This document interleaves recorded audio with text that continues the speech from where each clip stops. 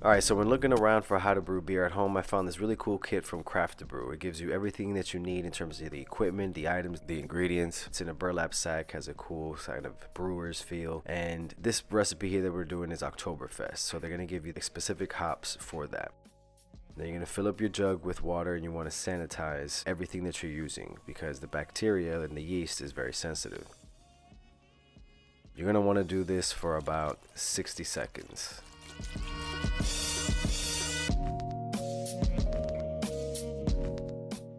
Once everything is sanitized and dried up, you're going to want to fill your stock pot with about a gallon of water. While that's heating up, you're going to fill your tea bag or your filter with the specialty grains.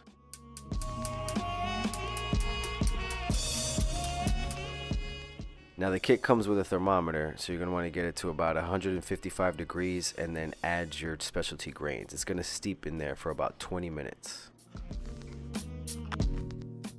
Once the 20 minutes is up, take it out and make sure you do not squeeze that water. You're going to release some tannins if you do.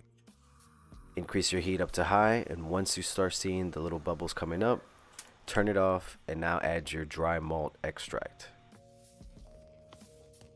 Stir it in and heat it up again. This part you're going to add your hops and start a 60-minute timer or the 1-hour timer.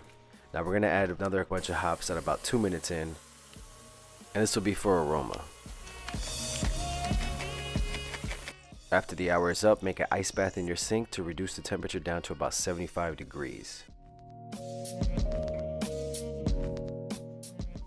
Here we're going to filter it out and make sure that none of the shrub that's on the bottom, that's what it's called, gets into the carboy, and hence we have a filter there. Make sure it strains out all of that nonsense.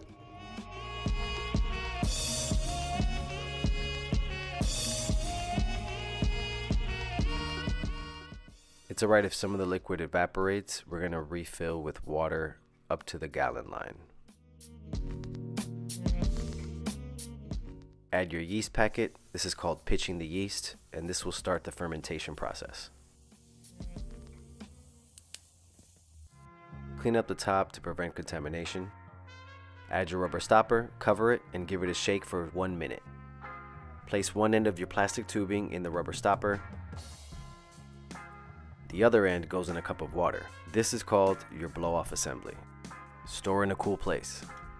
As you notice, you have bubbles coming out because of the fact that the yeast is doing its job and fermenting your brew. Leave for 3 days in a cool, dark place. On day 3, remove your blow-off assembly and wash your plastic tubing right away. This prevents contamination because you'll need your tubing again for bottling day. Refill with water up to the 1 gallon line.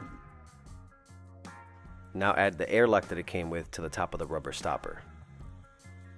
Make sure you get a good seal and put it back in your cool, dark place for another 2 weeks.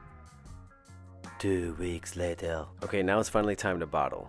And I just followed the instructions that it came with of how to make a priming sugar. Basically, it's to start up your yeast to do the carbonation process inside of the bottles. And then also I transferred the beer that was in my carboy into the stock pot. And then there I'm going to use the tubing to put it into our bottles.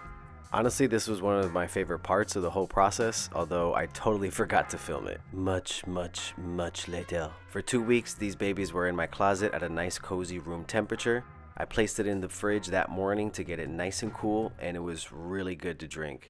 This was an Oktoberfest recipe, and again, I'm not making money off the Craft-a-Brew, although it's a really cool product. Thanks for watching.